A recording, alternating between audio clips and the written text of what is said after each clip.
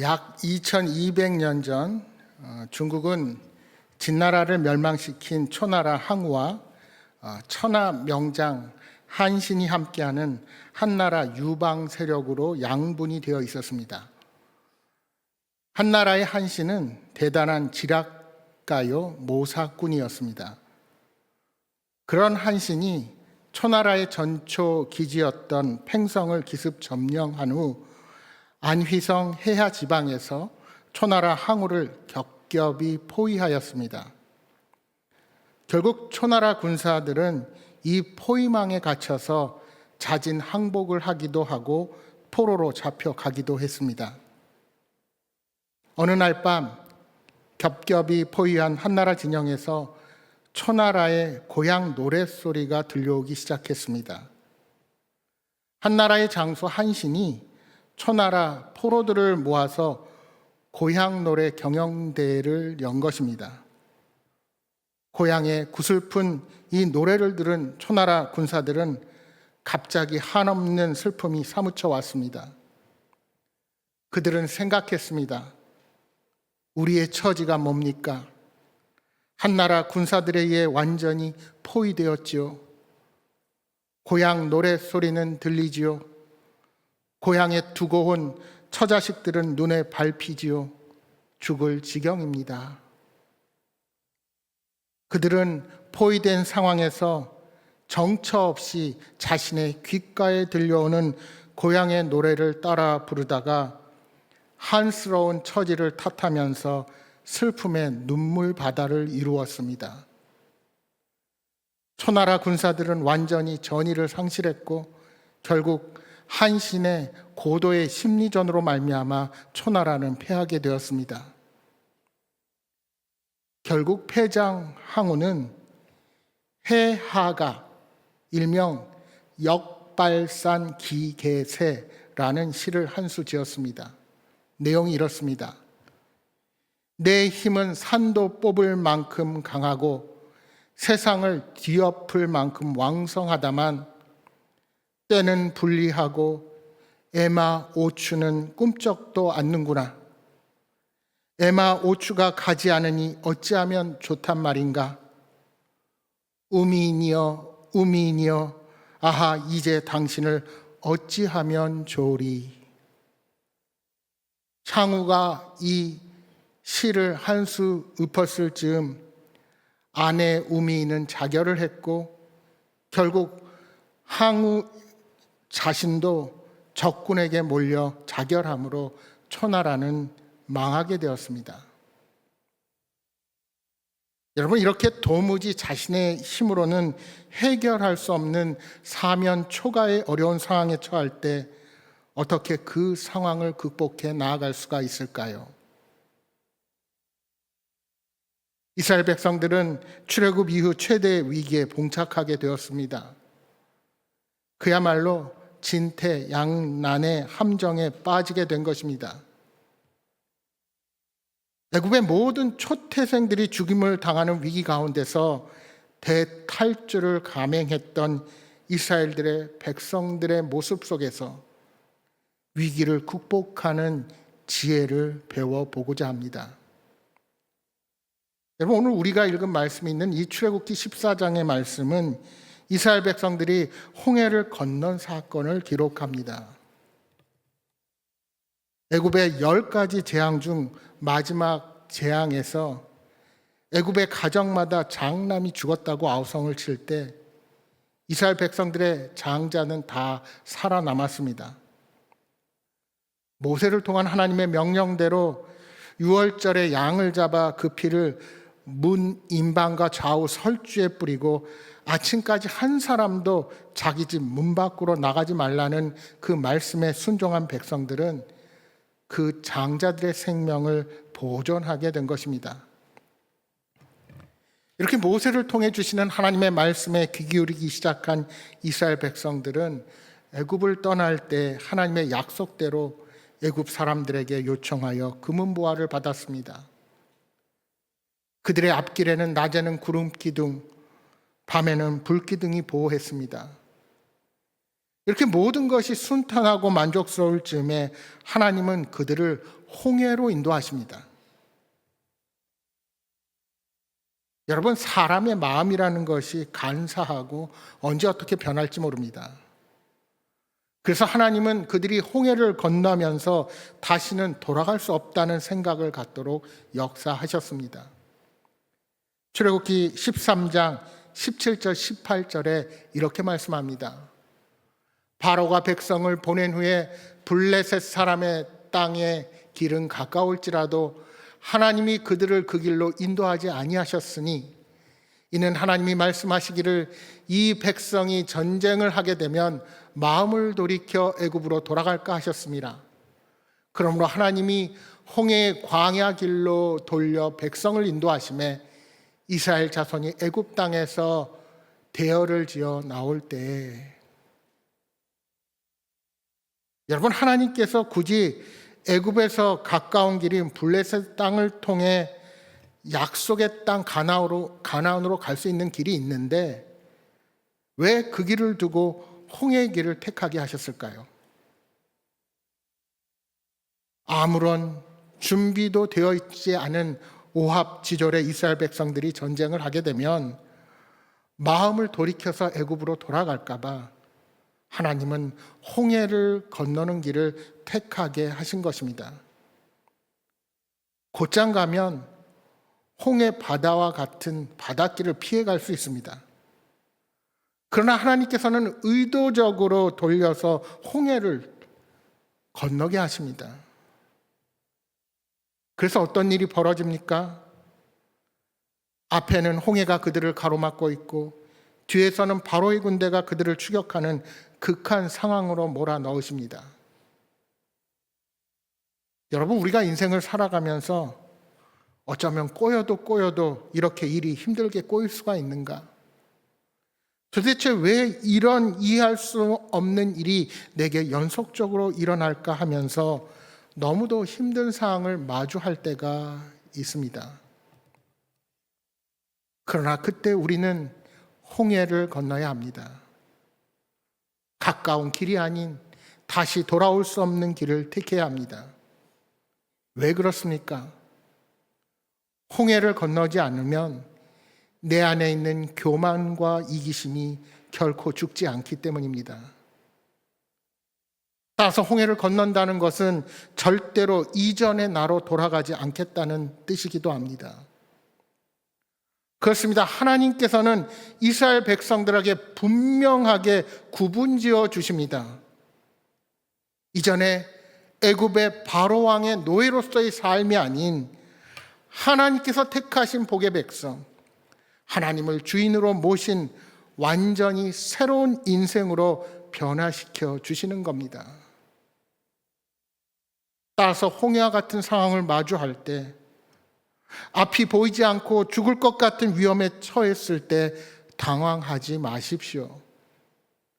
지금 그 자리는 하나님이 마련하신 특별한 훈련의 장소입니다.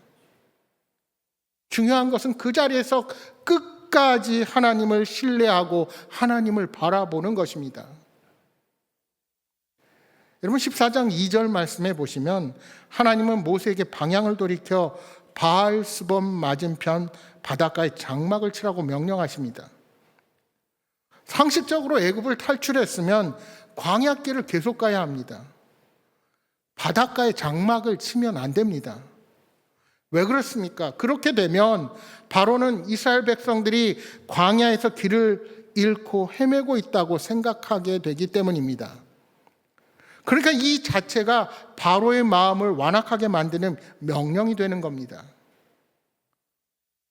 바로는 장자의 재앙을 겪고 이스라엘 백성들이 광야로 나아가는 것을 허락했지만 아직 그의 마음속에는 그들을 추격할 뜻이 있었고 하나님은 그의 악한 마음을 이용하신 것입니다. 하나님은 이 일을 통해 애굽 사람들에게 하나님이 여호와이심을 확실히 알려주려 하신 것입니다. 여러분, 우리 하나님은 때로 우리를 홍해로 몰아 넣으십니다. 그러나 그렇다고 가만히 내버려 두시는 분이 결코 아닙니다. 홍해를 마주했을 때 하나님은 그곳을 마른 땅처럼 밟고 지나가도록 하셨습니다. 그렇다면 어떻게 홍해를 건너게 하십니까? 바로는 이스라엘 백성들이 잠시 애굽을 떠난 것이 아니라 도망갔다는 사실을 알고는 병거들과 모든 지휘관을 거느리고 추격하기 시작했습니다. 애굽 군대가 이스라엘 백성들이 장막 친 데에 이르렀습니다. 이스라엘 백성들이 장막을 친 곳은 북쪽은 믹돌입니다.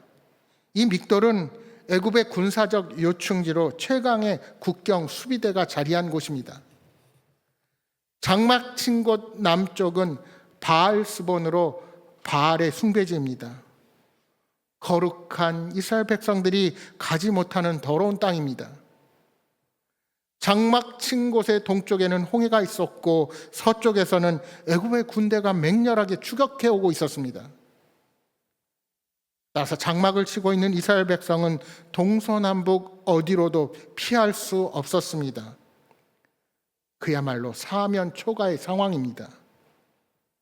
그들은 심히 두려웠습니다. 하지만 우리 하나님은 두려워 떠는 당신의 백성들을 결코 외면하지 않으십니다. 여러분, 이 사면초가의 상황에서 가장 먼저 해야 할 일이 무엇일까요? 그것은 바로 내가 지금 서 있는 자리가 어디인지 확인하는 일입니다. 여러분, 13절의 말씀을 다시 한번 보십시오. 모세가 백성에게 이르되 너희는 두려워하지 말고 가만히 서서 여호와께서 오늘 너희를 위하여 행하시는 구원을 보라. 너희가 오늘 본 애굽 사람들을 영원히 다시 보지 아니하리라. 여기 가만히 서서라고 할 때 이 서서라는 단어는 히브리어로 야차브, 자리를 잡다, 위치를 잡다, 서다의 뜻이 있습니다. 자기 자리, 즉 자기가 서야 할 자리에 서야 한다는 뜻입니다. 그러면 여러분, 내가 서야 할 자리가 어디입니까? 그것은 하나님께서 서 있으라고 명령하신 곳입니다.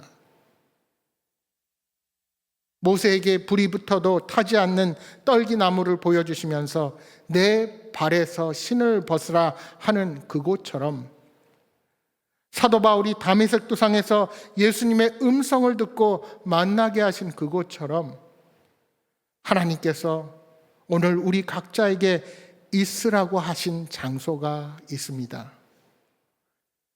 그것은 하나님의 역사하심을 두 눈으로 똑똑히 볼 수 있는 곳입니다. 그것은 하나님께서 우리 삶을 전적으로 이끌어 가시는 장소입니다. 여러분이 순종하고 그것을 따라가면 그것이 홍해와 같이 막히고 답답한 곳이라도 하나님은 그곳을 반드시 넘도록 역사하실 것입니다. 중요한 것은 그 장소가 나의 생각과는 전혀 다르다 해도 불평하지 말아야 한다는 것입니다. 내 자리에 내가 있는 것이 중요하지 다른 사람의 자리를 바라보며 탐내거나 부러워하지 마십시오. 위기 가운데 있어도 하나님이 명하신 자신의 위치를 지키는 것이 바로 홍해를 건너는 비결입니다. 그렇게 그 자리를 지키는 자에게 하나님은 약속을 주십니다.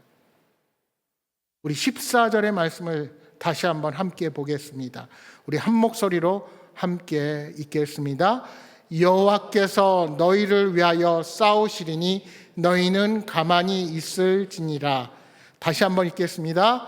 여호와께서 너희를 위하여 싸우시리니 너희는 가만히 있을지니라. 아멘.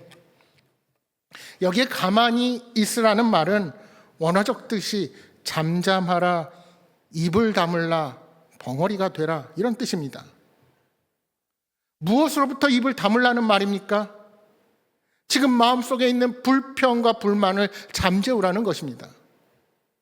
앞에는 홍해가 있고 뒤에는 애굽의 철병거가 쫓아오는 긴박한 상황에서 백성들이 어떤 태도를 보였습니까?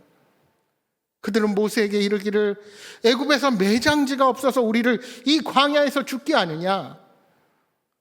우리가 당신에게 이른 말이 우리를 내버려 두라, 우리가 애굽 사람을 섬길 것이라 하지 않았느냐? 애굽 사람을 섬기는 것이 이 광야에서 죽는 것보다 낫겠노라 하는 겁니다. 여러분, 사람은 위기의 상황에서 어떤 태도를 보이느냐에 따라 그 사람의 됨됨이를 알 수 있고 그 사람의 본 마음이 어떠한지를 보게 됩니다. 위기의 상황에서 긴박한 일에 처했을 때 부정적인 말이나 불평은 아무런 도움이 되지 않습니다. 더군다나 신앙생활에 위기가 찾아왔다고 함부로 말을 내뱉어서는 안 됩니다. 예수 안 믿을 때가 더 좋았다. 예수님이 도대체 내게 해준 것이 무엇이냐? 이렇게 말한다면 그것은 하나님을 멸시하는 말이요 불신앙의 태도입니다. 원망하고 불평하는 그 순간 우리는 하나님이 도우시는 힘을 거절하고 어둠의 영이 역사하도록 내 자신을 사탄에게 내어주게 되는 겁니다. 여러분, 사탄은 우리를 넘어뜨릴 때 원망과 불평의 불화살을 사용합니다. 한 사람이 불평하고 원망하면 여러 사람의 심령이 상하고 삽시간에 부정적인 생각이 공동체 전체에 퍼집니다. 교회와 목회자에 대한 비난과 부정적인 이야기는 믿음이 연약한 자들에게 불화살이 되어서 공동체 전체를 사탄에게 내어주는 결과를 가져올 수 있다는 사실을 명심하시기 바랍니다. 제가 노회 재판국에 있어서 교회 분쟁의 문제로 작년부터 1년 가까이 재판을 진행하면서 느낀 것이 있습니다. 서로 다툼이 생기면 나는 중립적이요 하나님의 뜻을 따른다고 다들 주장하지만 말 한마디 하는 행동 하나하나가 결코 하나님의 마음으로 그렇게 판단하기가 어려워집니다. 여러분, 왜 그럴까요? 내가 재판에 이기기 위해서는 상대방의 단점, 상대방의 잘못된 것을 찾아내야 하기 때문입니다. 다행히 분쟁 당사자들이 원만하게 문제를 해결하고 교회를 분리개척하고 서로가 아름답게 마무리를 할 수 있어서 감사했습니다. 여러분, 내가 아무리 옳고 상대방이 잘못이라도 말 한마디를 내뱉기 전에 이것이 공동체 전체의 유익을 하게 하는지 다시 한번 생각해보는 지혜가 우리에게 필요합니다. 사탄은 옳고 그름을 판단하는 그 자리에서 사람을 교만하게 하고 또는 자기 자랑을 드러내게 만들어서 오히려 공동체 전체가 어려움을 겪도록 유혹합니다.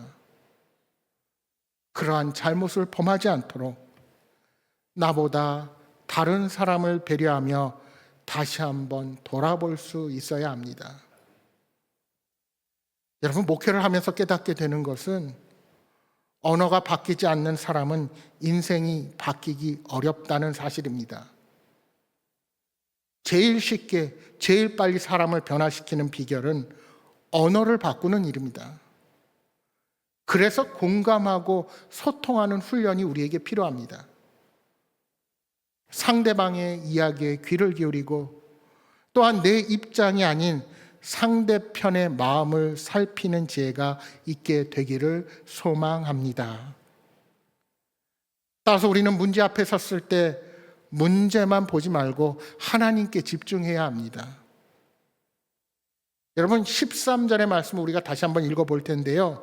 이번에는 새번역 성경으로 함께 우리 읽어보겠습니다. 여러분, 화면을 보고 함께 읽겠습니다. 모세가 백성에게 대답하였다.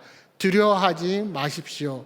당신들은 가만히 서서 주님께서 오늘 당신들을 어떻게 구원하시는지 지켜보기만 하십시오. 당신들이 오늘 보는 이 이집트 사람을 다시는 볼 수 없을 것입니다. 아멘.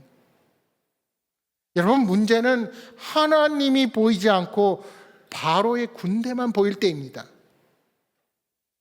뒤에는 바로를 위해 특수무장된 600대의 병거와 애굽의 모든 철병거가 나를 추격하고 있습니다. 게다가 앞에는 넘실거리는 바다가 보이고 그곳에 아무것도 할 수 없는 무력한 내 자신이 보입니다. 여러분, 훈련되지 않는 사람은 주로 이러한 나쁜 면만 보고 부정적인 면만 보고 두려워하다가 패하고 죽게 됩니다. 하지만 믿음의 사람은 그 사건 앞에서 문제가 아닌 하나님을 바라봅니다. 훈련된 믿음의 사람은 문제가 아닌 하나님의 역사하심을 믿음의 눈으로 바라보며 나를 향한 하나님의 계획만을 집중해서 보는 것입니다. 이처럼 하나님께만 집중한 사람들은 하나님에 대한 신뢰가 있는 사람들입니다. 하나님에 대한 신뢰가 있으면 자신감이 생기고, 자신감이 생기면 문제에 대한 두려움이 사라집니다. 히브리서 11장 1절 2절에 이렇게 말씀합니다. 믿음은 바라는 것들의 실상이요 보이지 않는 것들의 증거니 선진들이 이로써 증거를 얻었느니라. 믿음이 있는 사람들은 그 사건 속에서 역사하시는 하나님의 손길을 보는 자들입니다. 아브라함은 하나님의 부르심 앞에 순종하여 갈 바를 알지 못했지만 하나님을 바라보며 믿음의 발걸음을 옮겼습니다. 베드로는 풍랑이 있는 바다에서 바람을 보고는 물로 빠져 들어갔지만 예수님을 바라볼 때는 그 물 위를 걸을 수가 있었습니다. 사랑하는 여러분, 어느 가정, 어느 공동체, 어느 국가이든지 문제 없는 곳은 없습니다. 문제는 그 자리에서 어떤 자세를 갖느냐가 중요합니다. 그 자리를 피하지 않고 하나님 이 문제를 주신 이유가 무엇입니까? 물을 수 있다면 하나님께서 반드시 그 답을 우리에게 주실 것입니다. 문제를 보지 않고 그 문제 속에 역사하시는 하나님을 바라보는 것은 우리가 하나님께 집중할 때만 가능합니다. 눈에 보이는 문제만 보고 두려워 덜덜 떨지 않고 담대하게 그 문제를 헤쳐나갈 수 있는 힘은 가만히 서서 우리를 위해 행하시는 하나님을 바라볼 때 생기는 겁니다. 결국 위기 앞에서 하나님께서 우리에게 요구하시는 것은 내 스스로의 힘이 아닌 하나님께 맡기는 훈련입니다. 여호와 하나님께서 싸우시겠다고 약속하셨기에 불평을 멈추고 주님께서 일하실 때까지 내 자리를 지키며 주어진 일을 묵묵하게 감당하는 것입니다. 그렇습니다. 전쟁의 주체는 내가 아니고 하나님이십니다. 영적 전쟁의 상대는 사람이 아니고 사탄입니다. 가정이나 직장에서 사람을 만날 때 싸움의 대상은 사람이 아니라 사탄이라는 사실을 항상 기억하십시오. 따라서 다른 사람을 향해서 분노하고 미워하게 될 때 내 마음은 이미 전쟁터가 되어버린 것입니다. 이때 나는 내 안에 있는 미움의 감정과 싸워야 합니다. 또한 그 싸움은 내 힘으로 싸우는 것이 아니고 나와 함께 하시는 전능하신 하나님의 권세로 싸워야 하는 것입니다. 이렇게 여호와 하나님께서 모세의 손을 붙잡기 시작했을 때 홍해가 갈라지는 위대한 기적이 일어났습니다. 14장 21절에 이렇게 말씀합니다. 모세가 바다 위로 손을 내밀 때 여호와께서 큰 동풍이 밤새도록 바닷물을 물러가게 하시니 물이 갈라져 바다가 마른 땅이 된지라. 도저히 인간의 힘으로는 할 수 없는 일이 벌어집니다. 큰 동풍이 밤새도록 바닷물을 물러가게 합니다. 물이 좌우에 벽이 되고 그 가운데 난길을 이스라엘 백성이 걸어갑니다. 밤이지만 이스라엘 백성들은 앞을 볼 수 있었습니다. 하나님이 광명한 빛으로 비추셨기 때문입니다. 그리고 애굽의 철병거가 공격하기 시작했을 때 애굽의 군사들은 모두 바다에 수장되어 버리고 맙니다. 여러분, 우리가 예수 그리스도를 믿는다는 것은 매일매일 그리스도의 능력과 기적이 우리 삶에 함께 한다는 것을 믿는 것입니다. 여러분이 이 땅을 살아가시면서 겪은 가장 큰 기적이 무엇입니까? 죄 많은 우리 인생이 십자가 보혈로 말미암아 죄 사함을 받고 영원한 생명을 얻은 것, 그것이 바로 가장 큰 기적입니다. 오늘 하나님 편에서 여러분에게 구원을 선물로 주시지 않았다면 우리는 여전히 이 사건을 믿을 수가 없는 자들입니다.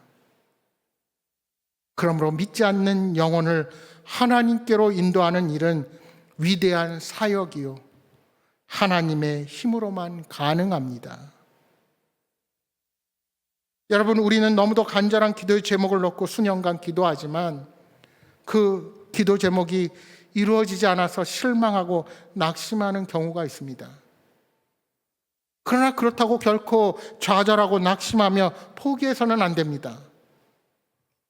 우리는 가만히 서서 하나님께서 내게 원하시는 자리에 서서 불평하지 말고 하나님께서 이루실 구원을 바라보는 자들이 되어야 합니다.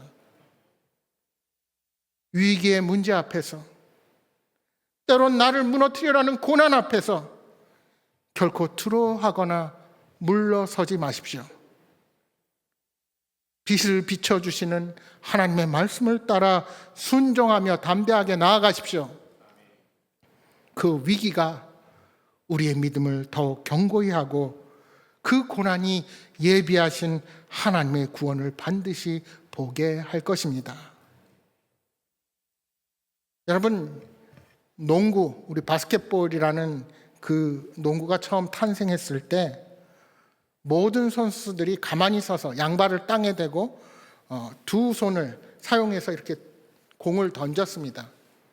우리 여성 농구에서 아직도 많이 쓰는데 이것을 우리가 보통 농구 용어로 세트 슛이라고 합니다. 당시 농구 코치들은 이 자세가 가장 효율적인 슛 방법이라고 생각했습니다. 그런데 미국의 프로농구 선수 안젤로 루이세티는 오히려 한 손으로 점프하면서 슛을 하면 수비도 피하면서 슛 성공률을 더 높일 수 있다고 생각을 했습니다. 하지만 그 연구가 충분하지 않아서 처음에는 오히려 기존의 자세보다 성공률이 낮았습니다. 그리고 이 안젤로의 자세를 본 다른 코치들은 쓰레기 폼이다 하고 폄하를 했습니다. 모든 코치들이 안젤로의 슛 자세를 비판할 때 안젤로의 전담 코치는 가능성이 보이니 계속해서 연습하라고 독려했답니다. 그 결과로 안젤로는 당시에 어떤 선수보다 뛰어난 슈터가 되었습니다. 지금은 이 안젤로가 만든 자세가 농구 슛의 기본 자세가 되었고 이 자세로 인해 농구가 더 재밌어지고 훨씬 발전할 수가 있었습니다. 여러분, 모든 변화에는 용기가 필요합니다. 목숨을 아끼지 않고 나를 구원하며 세상을 변화시키기 위해 예수님께서 이 땅에 오셨듯이 그 주님으로 인해 변화된 나를 세상에 드러내는 일을 결코 두려워하지 마십시오. 바라기는 세상을 그 누구보다 긍정적으로 바라보십시오. 아무리 위기가 내게 닥쳐오고 고난이 나를 힘들게 하더라도 우리의 마지막은 하나님의 구원입니다. 그 주님께서 나를 책임지시고 나를 대신하여 싸우십니다. 사랑하는 여러분, 주어진 환경이 어떠하든지 감사함으로 서십시오. 지금 주어진 자리가 나를 향한 하나님의 최선의 자리임을 확신하고 주님이 나를 위하여 움직이시도록 그 시선을 주님께 고정하시기 바랍니다. 감사의 제목을 찾다 보면 하나님께서 나를 위해 움직이는 것을 반드시 보게 될 것입니다. 나는 되는 것이 없구나. 하나님은 내 기도에 응답하시지 않는구나 하는 것이 아니라 지금까지 나를 위해 엄청나게 역사하셨구나 하는 신앙의 고백과 간증이 있는 여러분 모두가 되시기를 소망합니다. 그러한 관점과 태도가 변화할 때 우리는 가만히 서서 주님의 구원을 인내하고 기다리며 마침내 역사하시는 놀라운 주의 행사를 보게 될 것입니다. 그 믿음으로 이 한 주도 하나님과 동행하는 복된 삶이 되시기를 주님의 이름으로 축복합니다.